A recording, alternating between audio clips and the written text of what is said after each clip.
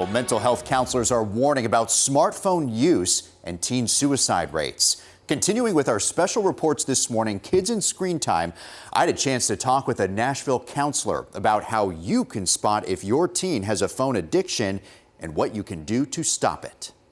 Just different. Yeah. Nashville mental health counselor Corey Bishop is very clear where he stands on teens and smartphones. I think the number one intervention is that kids don't have smartphones. In his Nashville practice called Austin and Olive Counseling, Bishop has worked one-on-one with teenage clients who have experienced alarming mental health issues from smartphones. It's become completely normal for our kids to be on their phones 4 to 6 hours a day for recreational activities. That's 8 to 12-year-olds. People are addicted and not even aware of it. Bishop says bullying is an enormous battle teens are facing on social media, but it's not the only one. He also sees teenage girls experiencing anxiety and depression by comparing themselves to their peers on social media.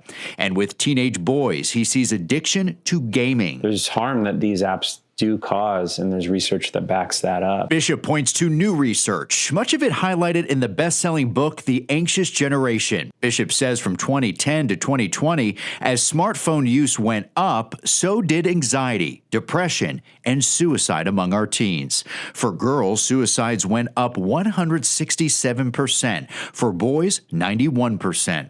He says it's time for parents to step up and set boundaries for their kids, similar to other common family rules around alcohol, friends, and driving. My advice for parents is that they don't let their kids have smartphones. That's my advice. Parents don't want to hear that. Kids don't want to hear that. But if we want our kids to stop killing themselves, if we want our kids to stop increasing anxiety, depression, why don't we do whatever it takes to protect them from those things? Here are a few warning signs your teenager is suffering from phone overuse and addiction. They prefer to be online versus in person, feel anxious when not on the phone, irritable, weak social skills, lack of sleep, and eating disorders. Bishop says, yes, it's up to parents, but also school leaders to start pushing back against big tech. Asking a kid with very little prefrontal cortex development to resist getting on their phone during class is ludicrous. It's not going to happen.